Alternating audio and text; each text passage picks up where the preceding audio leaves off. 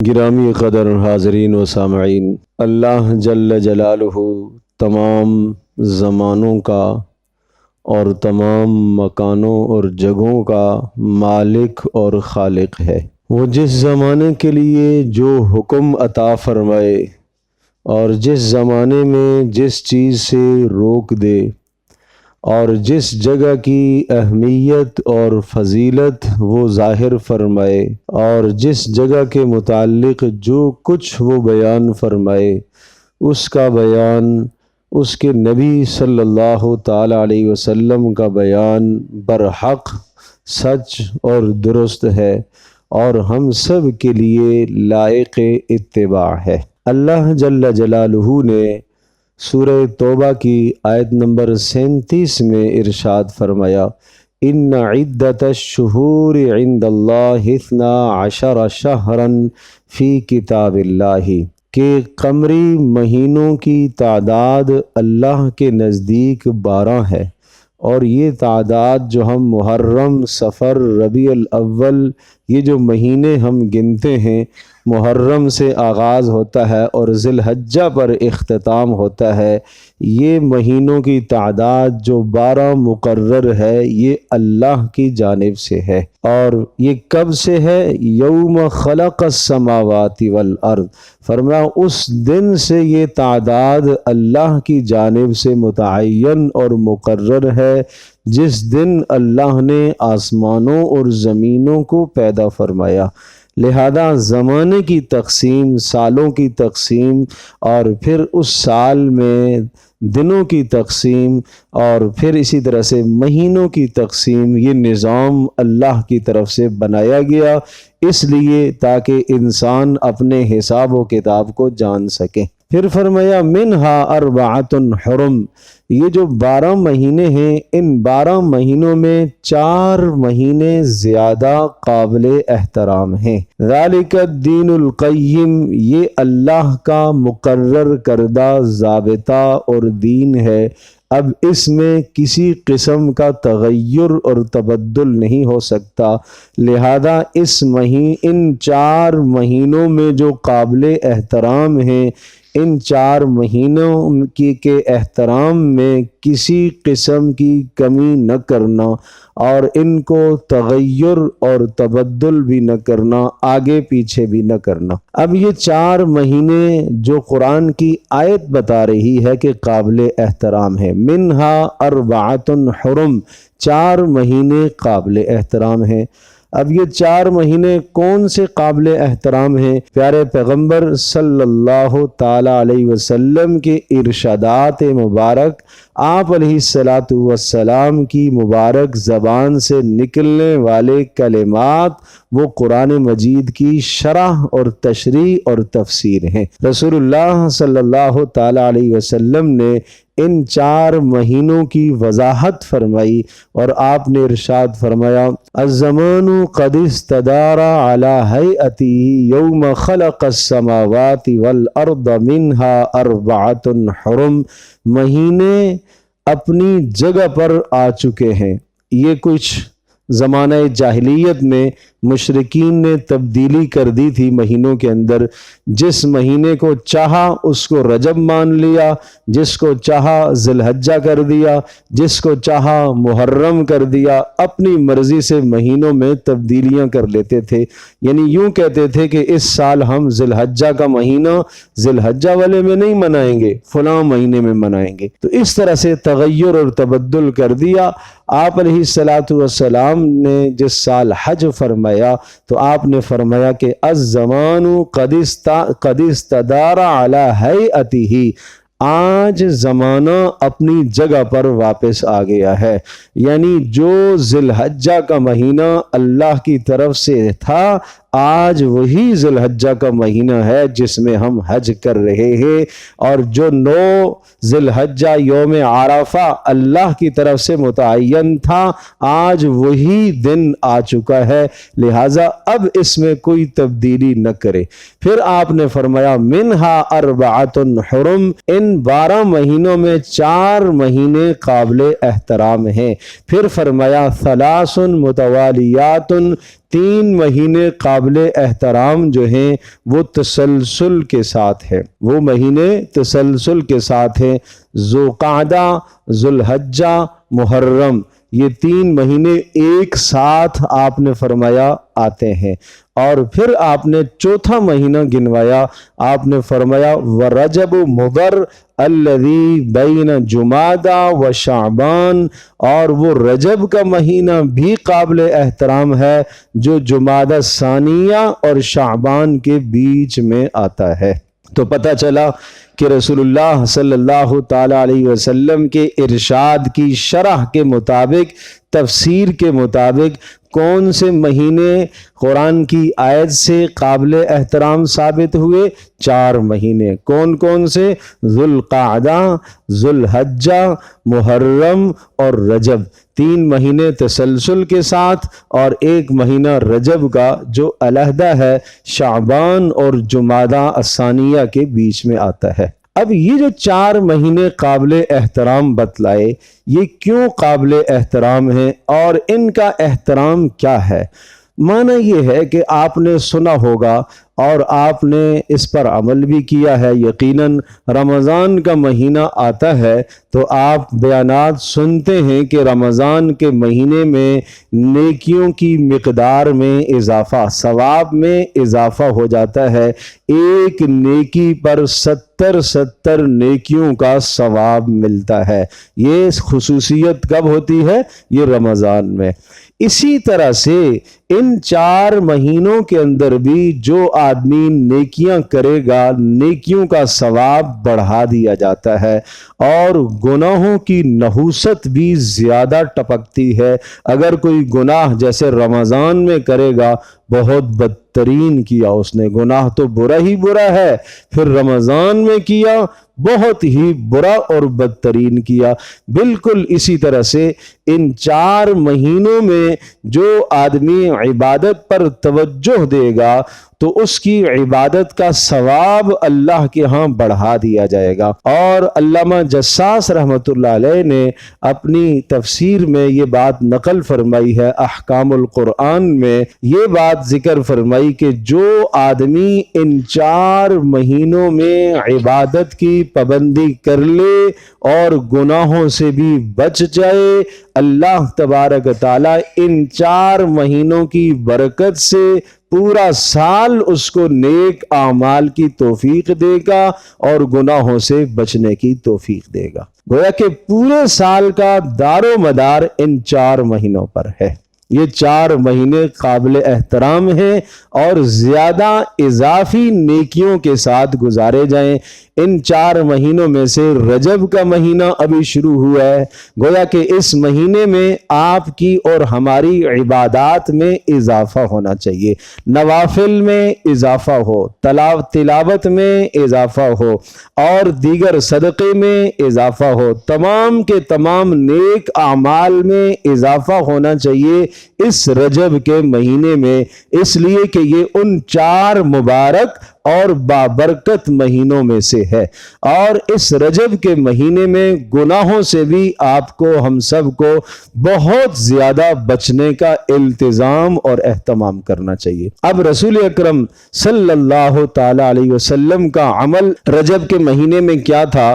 پیارے پیغمبر صلی اللہ تعالی علیہ وسلم رجب کے مہینے میں حضرت عبداللہ ابن عباس رضی اللہ تعالی عنہما ارشاد فرماتے ہیں کہ پیارے پیغمبر صلی اللہ تعالی علیہ وسلم کبھی تو رجب کے مہینے میں مسلسل روزے رکھتے، یوں لگتا کہ آپ ایک دن بھی ناغہ نہیں فرمائیں گے، اور کبھی رجب کے مہینے میں آپ روزہ نہیں رکھتے، یوں لگتا کہ ایک روزہ بھی آپ نہیں رکھیں گے۔ تو کیا مطلب ہوا؟ گویا کہ پیارے پیغمبر صلی اللہ تعالی علیہ وسلم سے کسی مخصوص رجب کے مہینے کے کسی خاص دن کا روزہ ثابت نہیں ہے۔ آپ نے روزے رکھے بھی رجب میں اہتمام کے ساتھ، اور آپ نے چھوڑے بھی ہے، یعنی اس طرح سے روزے رکھے کہ یوں لگا کہ آپ علیہ الصلوۃ والسلام ایک بھی ناغہ نہیں فرمائیں گے، اور اس طرح سے بھی آپ نے چھوڑے، ایسا محسوس ہوا کہ آپ کوئی بھی روزہ نہیں رکھیں گے۔ یہ اشارہ اس بات کی طرف تھا کہ رجب کے مہینے کے کسی مخصوص دن کو روزے کے ساتھ خاص نہ کرنا، نہ پہلے رجب کو، نہ آخری رجب کو، نہ 27ویں رجب کو، نہ 24ویں رجب کو، نہ 22ویں رجب کو، کسی بھی دن کو روزے کے ساتھ مخصوص نہیں کرنا۔ پیارے پیغمبر صلی اللہ تعالی علیہ وسلم کا مبارک دین وہ ہے جو آپ نے بتلایا، جو آپ نے کر کے سمجھایا، جو آپ کے صحابہ کرام رضی اللہ تعالی عنہم اجمعین سے ثابت ہے۔ ایک صحابی آئے، انہوں نے آ کر رسول اللہ صلی اللہ تعالی علیہ وسلم سے کچھ سوال کیے، آپ علیہ الصلوۃ والسلام نے سوال کے جواب دیے، اسلام کے متعلق انہوں نے کچھ معلومات لی، آپ نے جواب دیے۔ پھر اس شخص نے یہ کہا، واللہ لا ازید علی ھذا ولا انقص، اللہ کی قسم اس میں کمی بیشی نہیں کروں گا، جیسا آپ نے بتایا اسی طرح سے عمل کروں گا، جیسا آپ نے بتایا اسی طرح سے اپنی قوم کو پہنچا دوں گا، جیسا آپ نے بتایا اس کے اندر ذرہ برابر تبدیلی نہیں کروں گا۔ پیارے پیغمبر صلی اللہ تعالی علیہ وسلم نے ارشاد فرمایا، آپ نے اس شخص کو خوشخبری سنائی کامیابی کی، اور اس کو خوشخبری سنائی جنت کی۔ کس بات پر؟ اس نے کہا اس میں کوئی کمی بیشی نہیں کروں گا، کوئی کمی زیادتی نہیں کروں گا، آپ نے جیسا ارشاد فرمایا اسی طرح سے عمل کروں گا، آپ نے جیسا ارشاد فرمایا اسی طرح سے اپنی قوم کو پہنچا دوں گا، کچھ اس میں اپنی طرف سے نہیں بڑھاؤں گا۔ اس پر رسول اللہ نے کامیابی کی بنیاد رکھی ہے کہ جو رسول اللہ صلی اللہ علیہ وسلم کے لائے ہوئے دین پر اس طرح سے عمل کرے جیسا رسول اللہ صلی اللہ علیہ وسلم نے بتلایا، جیسا پیارے پیغمبر صلی اللہ تعالی علیہ وسلم کے صحابہ کرام رضی اللہ عنہم اجمعین نے آپ کو کرتے دیکھا اور پھر امت تک پہنچایا۔ ایک ایک بات کو انہوں نے محفوظ کیا۔ اگر کوئی بات اس مہینے سے متعلق ہوتی تو صحابہ کبھی بھی نہ چھوڑتے، اس کو امت تک ضرور پہنچاتے۔ صحابی یوں نقل کر رہا، رسول اللہ صلی اللہ علیہ وسلم نے جب یہ بات ارشاد فرمائی تھی تو آپ کی یہ 2 انگلیاں ملی ہوئی تھی، انا وکافل الیتیم کہاتین فی الجنہ، کہا کہ میں اور یتیم کی کفالت کرنے والا جنت میں ایسے ہوں گے جیسے یہ بڑی انگلی اور شہادت کی ملی ہوئی ہیں۔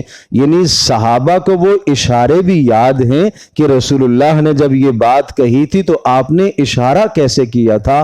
آپ اندازہ کیجئے کہ کتنا رسول اللہ صلی اللہ علیہ وسلم کا دین محفوظ ہے۔ ان کو اشارے بھی یاد، فرض تھا یوں اشارہ یاد کرنا، واجب تھا اشارہ یاد کرنا، نہیں تھا فرض، نہیں تھا لازم، لیکن صحابی بتانا چاہ رہا ہے اپنے نبی کی ادا مجھے پسند ہے کہ پیارے پیغمبر صلی اللہ علیہ وسلم نے جب یہ بات ارشاد فرمائی تو آپ کا اشارہ اس طرح سے تھا۔ یہ تو میں نے ایک مثال عرض کر دی ہے، حدیث کی کتابوں میں سینکڑوں مثالیں آپ کو یہ ملیں گی کہ رسول اکرم صلی اللہ تعالی علیہ وسلم کی بات کو نقل کرتے ہوئے، آپ کے عمل کو نقل کرتے ہوئے صحابی بتاتا ہے جب آپ نے یہ بات ارشاد فرمائی تھی، یہ عمل کیا تھا تو آپ نے ایسے کپڑے پہنے ہوئے تھے، آپ یوں بیٹھے ہوئے تھے، آپ کے دائیں فلاں تھے، آپ کے بائیں فلاں تھے، ایک ایک بات اس صحابی کو یاد ہے۔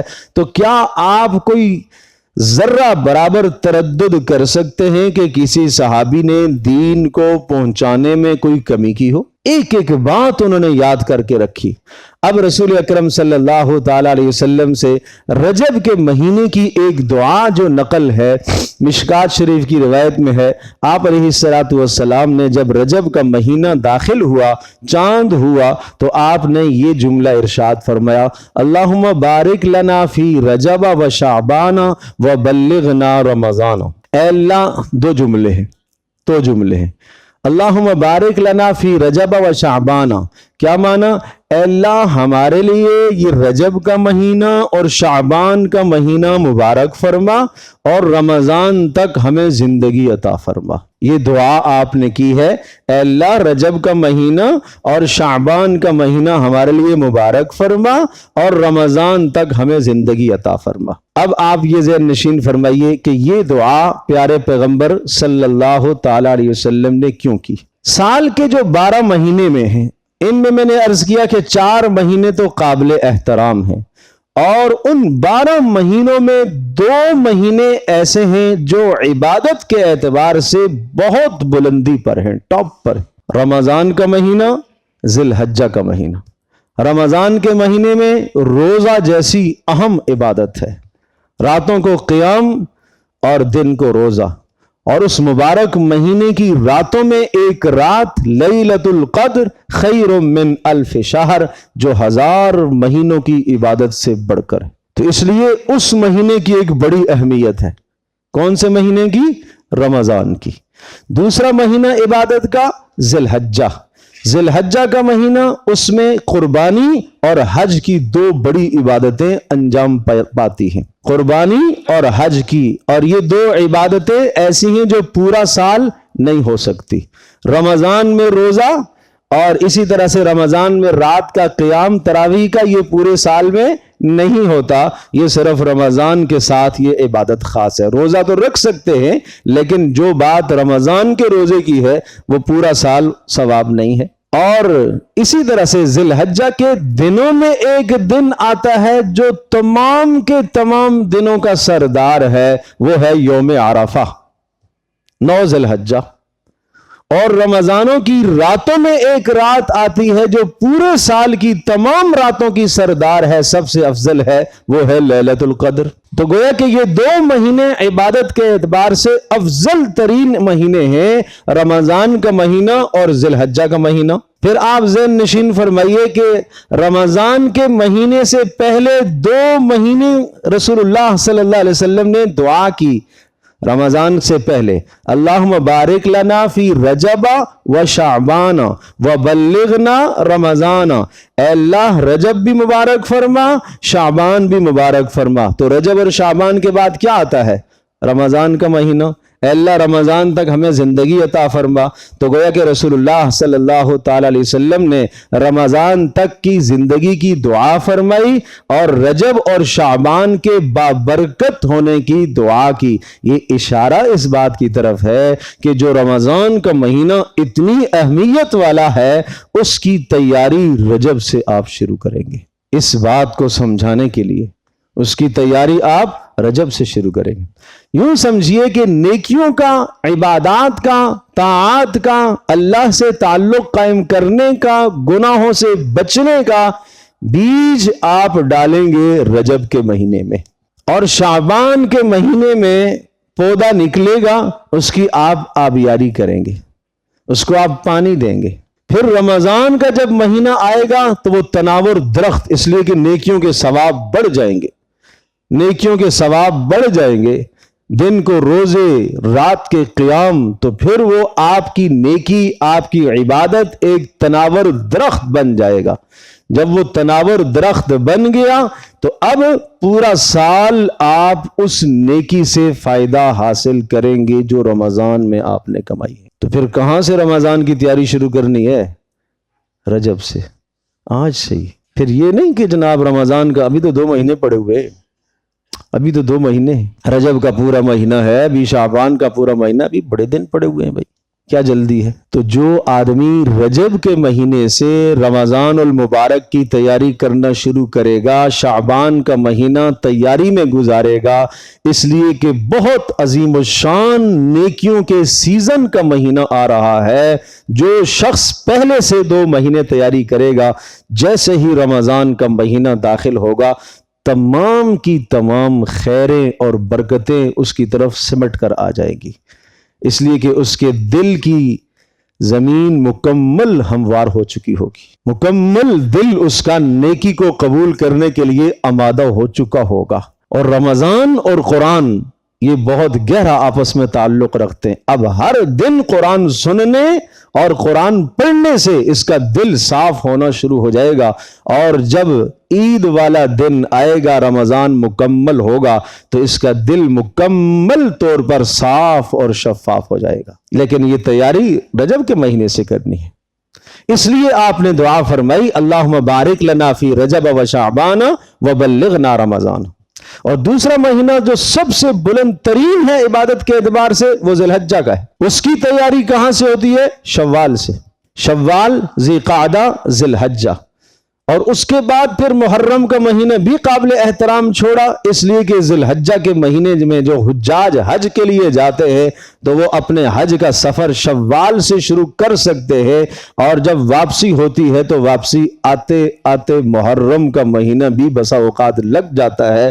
تو اس لیے اس سے پہلے 2 مہینے بھی ایسے رکھے جو قابل احترام ہیں، اور بعد بھی 1 مہینہ ایسا رکھا جو قابل احترام ہے، تاکہ اس مومن نے جو حج اور قربانی سے عبادات کمائی ہیں اور عبادات حاصل کی ہیں، وہ عبادات بابرکت رہے، اور وہ عبادات اس کے پاس موجود رہیں، اور انہی عبادات کے اوپر پورے سال کا دار و مدار ہے۔ تو بہرحال عرض یہ کر رہا تھا، رسول اللہ صلی اللہ علیہ وسلم نے دعا فرمائی ہے کہ اے اللہ رجب کا مہینہ اور شعبان کا مہینہ مبارک فرما، اور رمضان تک زندگی عطا فرما۔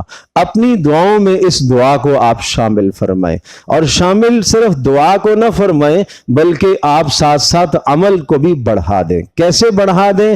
اس مبارک مہینے میں، رجب کے مہینے میں کوشش آپ یہ فرمائیں کہ اعمال میں کچھ اضافہ ہو جائے۔ آپ روزانہ 5 نمازیں تو پڑھتے ہی ہیں، 5 نمازوں کے اول اور آخر، یعنی شروع میں اور بعد میں جہاں نوافل ہیں، سنت مؤکدہ، غیر مؤکدہ، ان کا اہتمام فرمائیں۔ تھوڑی سی اور کوشش کر لے، جیسے اشراق کی نماز ہے اس کا بھی اہتمام کر لے۔ تھوڑی سی کوشش مزید فرما لیں، تہجد کی نماز کا بھی اہتمام کر لیں۔ رات آخری حصے میں اٹھنے کا موقع مل جائے تو سعادت، جس کو رسول اللہ صلی اللہ علیہ وسلم نے بہت غنیمت باردہ اور بہت بڑی غنیمت کہا ہے۔ سردیوں کا مہینہ مسلمان کے لیے کہا ربیع ہے، یہ بہار کا مہینہ ہے۔ جیسے بہار کے مہینے میں آدمی موسم سے لطف اندوز ہوتا ہے، سرسبز و شاداب ماحول سے آدمی لطف اندوز ہوتا ہے، اس طرح سے مسلمان سردی کے مہینے میں عبادت سے لطف اندوز ہو سکتا ہے۔ کیسے؟ اللہ نے راتیں لمبی لمبی بنائی ہیں، راتوں کو قیام کر سکتا ہے، اور اللہ نے دن مختصر کیے ہیں اور دن کو یہ روزہ رکھ سکتا ہے۔ کریم مالک ہے، کریم اللہ ہے، دن مختصر روزہ رکھنے کا وہی ثواب جو لمبے دن کے روزہ رکھنے کا ثواب ہے، ثواب میں کمی نہیں ہے۔ تو اس لیے اس مبارک مہینے میں، اور پھر یہ مہینہ سردیوں کے موسم میں بھی آ گیا، تو بھئی راتوں کے قیام کا اہتمام فرمائیں، کچھ روزے بھی رکھ لے، کسی دن کو مخصوص آپ نہ کرے۔ ایک شخص نے کہا اللہ کے رسول صلی اللہ علیہ وسلم مجھے روزوں کے متعلق آپ ارشاد فرمائیے۔ آپ نے فرمایا، حضرت عبداللہ بن عمر بن عاص رضی اللہ تعالی عنہما ہیں، آپ نے فرمایا مہینے میں 2 روزے رکھ لیا کرو۔ انہوں نے کہا میں اس سے زیادہ کی طاقت بھی رکھتا ہوں۔ آپ نے فرمایا پھر مہینے میں تم 3 روزے رکھ لیا کرو، مہینے میں 3 روزے رکھ لیا کرو۔ ایام 20 کے روزے، 13ویں 14ویں 15ویں کے روزے، چاند کی 13ویں 14ویں 15ویں تاریخ کو روزے رکھ لیا کرو۔ تو یہ اہتمام ہم کر لیں بھائی۔ آپ نے اپنی عبادات بڑھا دی، آپ نے اپنے صدقات میں کچھ اضافہ کر لیا۔ دیکھو پیارا مذہب ہے اسلام، قربان جاؤں رسول اللہ صلی اللہ علیہ وسلم پر، ایسا خوبصورت دین لے کر آئے جس میں صدقے کی کثرت مطلوب نہیں ہے، صدقے کا حسن مطلوب ہے۔ یہ نہیں فرمایا، عمل میں یہ نہیں فرمایا کہ دیکھیں گے تم میں سے زیادہ کون عمل کر کے لاتا ہے، ڈھیر سارا صدقہ کون کر کے لاتا ہے، نہیں، حسن، خوبصورتی کس کے صدقے کی ہے وہ اللہ کے ہاں قبول ہوگی۔ عمل کا حسن دیکھا جائے گا، تعداد نہیں وزن ہوگا، اور عمل وزنی بنتا ہے اللہ کی رضا کے لیے آپ عمل کریں گے، رسول اللہ صلی اللہ علیہ وسلم کی سنت کے مطابق عمل کریں گے، عمل وزنی بنے گا۔ اور گناہوں سے اپنے آپ کو بچانے کی کوشش کیجیے۔ باقی اس رجب کے مہینے میں جو خرافات ہیں، بدعات ہیں جو معاشرے میں پھیلی ہوئی، ان سے بچیں بھائی۔ 22 رجب کو کونڈے، اسلام سے کوئی شے یہ ثابت نہیں ہے، رسول اللہ صلی اللہ علیہ وسلم کی مبارک زندگی سے یہ کچھ بھی ثابت نہیں ہے، یہ خرافات بدعات ہیں۔ آپ کہیں گے اگر ہم نے یہ کام کر دیا، ارے بھائی کر لو، لیکن رسول اللہ نے جو نہیں کیا، جو نہیں بتایا، وہ تو بدعت ہے۔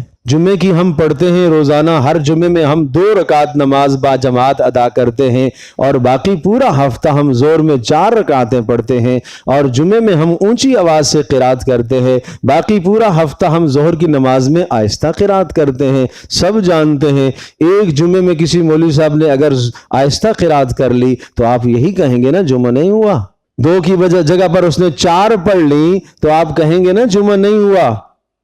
اگر کوئی کہے بھائی کیوں نہیں ہوا، بھائی زیادہ سجدے ہی ہوئے، زیادہ تلاوت ہی کی ہے، زیادہ تسبیحات ہی تو کی ہیں، کوئی گناہ کا کام میں نے کیا ہے، تو آپ یہی کہیں گے نا کہ یہ رسول اکرم صلی اللہ تعالی علیہ وسلم سے ثابت اس طرح سے نہیں ہے، اس لیے نماز آپ کی نہیں ہوئی۔ تو میرے عزیز دوستو اور بزرگوں، پیارے پیغمبر صلی اللہ تعالی علیہ وسلم سے جو چیز ثابت نہیں ہے اس کو اپنے دین کا حصہ مت سمجھیے، اس کو مت ثواب کا ذریعہ سمجھیے۔ پیارے پیغمبر صلی اللہ تعالی علیہ وسلم نے اپنی امت کی ثواب کے لیے بے شمار مبارک اعمال دیے ہیں، ان اعمال کو اختیار کیجئے، بدعات اور رسومات سے بچیے۔ آپ علیہ السلام نے ارشاد فرمایا کہ ایک وقت آئے گا میں میدان محشر میں جب حوض کوثر پر موجود ہوں گا، اور کچھ لوگ آئیں گے میرے سامنے جن کے چہرے چمک رہے ہوں گے اور جن کے ہاتھ چمک رہے ہوں گے، کیوں؟ وضو کے اعضاء وضو کرنے کی وجہ سے چمک رہے ہوں گے، اور میں کہوں گا ان کو آنے دو، یہ میرے امتی ہیں، میں ان کو پانی پلاتا ہوں، حوض کوثر سے پانی پلاتا ہوں۔ آج جس نے حوض کوثر سے پانی پی لیا وہ ہمیشہ کے لیے جنت میں پیاس اس کو نہیں لگے گی، اللہ اسے ایسی لذت عطا فرمائے گا، اللہ ہم سب کو یہ لذت نصیب فرمائے۔ لیکن کچھ لوگ آئیں گے اور فرشتے ان کو پیچھے دھکیل رہے ہوں گے، اور فرشتے کہیں گے اے اللہ کے نبی انک لا تدری ماذا احدث بعدک، آپ کو نہیں معلوم آپ کے جانے کے بعد انہوں نے کیا بدعات اور خرافات گڑ کر رکھی تھیں دین کا نام لے کر، لہٰذا ان کو آپ پانی نہیں پلا سکتے۔ تو میں کہوں گا سحقن لہم، سحقن لہم، تباہی ہے ان کے لیے، تباہی ہے ان کے لیے، بربادی ہے ان کے لیے، ان کو لے جاؤ جہنم کی طرف لے جاؤ۔ میرے دین میں انہوں نے اضافہ کیوں کیا ہے؟ تو ہم کیوں بدعات کو لے کے آئے؟ اس لیے بھائی مسئلہ پوچھ لے کہ بھائی اس مہینے کے متعلق کیا کیا احکامات ہیں۔ تقریباً میں نے ساری چیزیں جو اس مہینے کے متعلق آئی ہیں وہ تفصیل سے عرض کر چکا ہوں، اور یہ سارا مضمون ہمارے پاس ریکارڈ میں بھی ہوتا ہے، اور اس کے علاوہ تحریر میں بھی ہوتا ہے۔ جو ہم بیان کرتے ہیں اس کی تحریر اسی لیے بنا لی جاتی ہے تاکہ نماز کے بعد وہ آپ کو مل جائے۔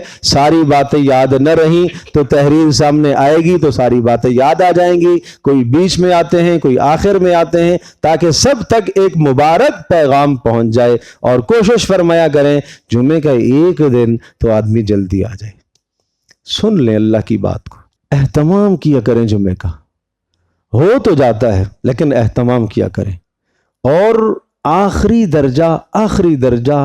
درجہ یہ ہے کہ جب خطبے کے لیے امام منبر پر بیٹھتا ہے، عربی کا خطبہ اس سے پہلے پہنچ جائے، اس کے بعد آنے والوں کا پھر ثواب درج نہیں ہوتا۔ جمعے کا ثواب نہیں درج ہوتا، پھر ظہر کا ثواب درج ہوتا ہے۔